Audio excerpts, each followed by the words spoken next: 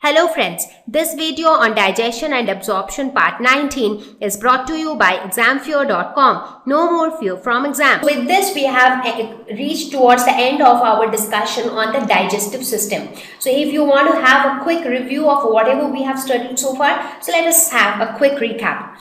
So the story of the digestive process starts with food, and food enters our body through the mouth. From mouth, it enters into the oral cavity. In the oral cavity, teeth, tongue and saliva, three of them play a very important role in breaking down food into simpler particles.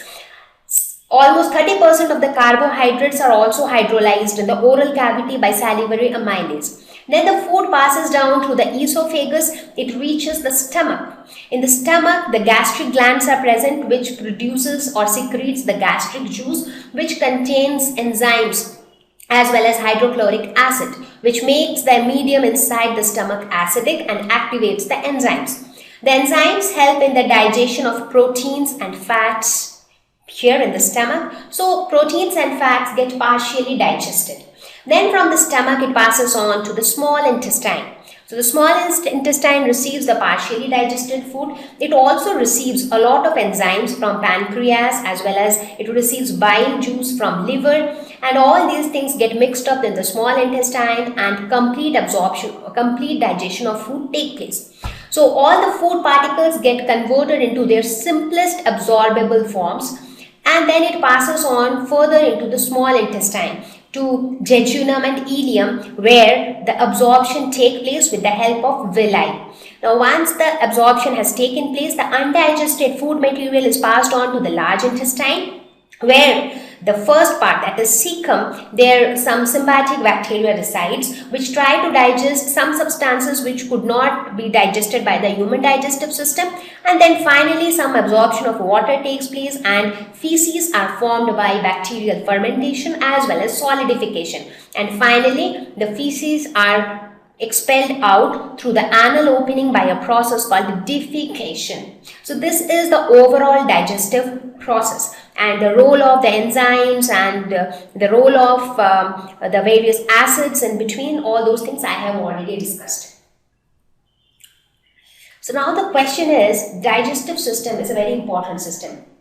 Now there are many disorders that can also take place due to some fault in the digestive system. Now digestive system is not about one organ. There are several organs involved. If there is something wrong with the esophagus, there might be some disorder. If there is something wrong with the large intestine, there might be some disorders. So there are several digestive disorders which are seen in human beings. For example, stomach flu, jaundice, diarrhea, constipation, indigestion. So these are some of the very common digestive disorders which are faced by human beings. So let us have a quick look at the cause and symptoms of these disorders. So let us start with stomach flu. Now the cause of stomach flu is parasites like the tapeworm or roundworm or bacteria or virus which lives in our intestine. So when these microorganisms are partying in our intestine, as you can see here, we'll have problems like stomach flu. Now how do you know that you got a stomach flu? The intestinal tract gets inflamed. So this part of the intestine, it will be swollen up. So that is a symptom which says that the person is suffering from stomach flu. Jaundice, it is a very common disease, and I think you would have heard about this disease. So jaundice is something very common, and the cause is the deposition of bile pigments. So bile, which is secreted by liver. So sometimes it happens that liver is continuously producing the bile salts, the bile pigments, but the bile pigments are not getting used up in the process of digestion somehow. So when the bile pigments are getting left over, so the deposition of bile pigments will cause this disease called jaundice. How do you know that somebody is suffering from jaundice? The skin and the eyes turn yellow. So this yellowish color is always because of this bile pigments called bilirubin or biliverdin.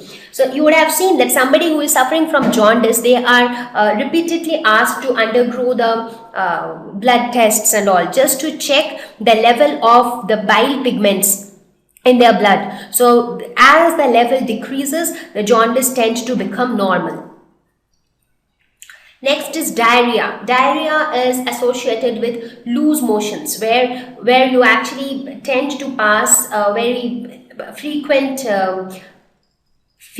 defecation happens. Very frequent defecation happens when there is some infection of the colon or the small intestine, because the large intestine is mostly responsible for the formation of feces. So if something wrong happens to the large intestine, there is a possibility of diarrhea.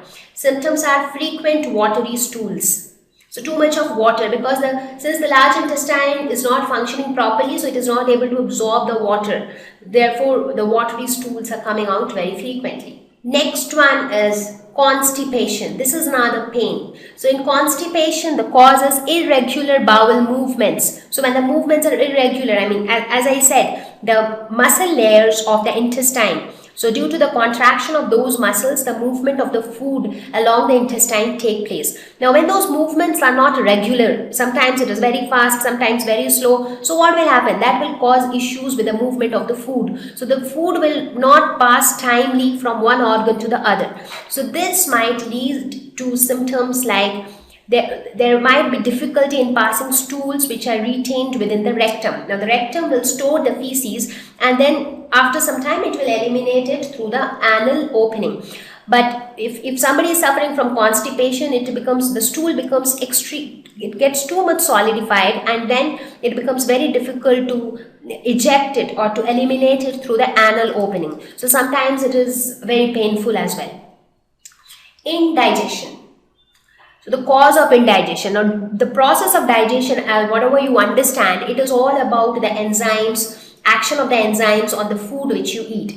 Now, if there is a disbalance, if you eat too much, what happens? The amount of enzyme that is being secreted by your stomach or pancreas or intestine, they become insufficient to digest that much of food. So overeating can be a cause of indigestion. Another cause could be that you are eating the right amount of food, but the organs inside your body are not able to produce sufficient amount of enzymes. Maybe the gastric juice is not produced in the right amount, or the pancreatic enzymes are not produced in the right amount. So insufficient enzyme secretion could be another reason. Another reason could be food poisoning. Maybe there was something wrong with the food. Maybe some microorganisms were there in the food, or some worms were there in the food, because of which the food itself got poisoned once it went inside your body.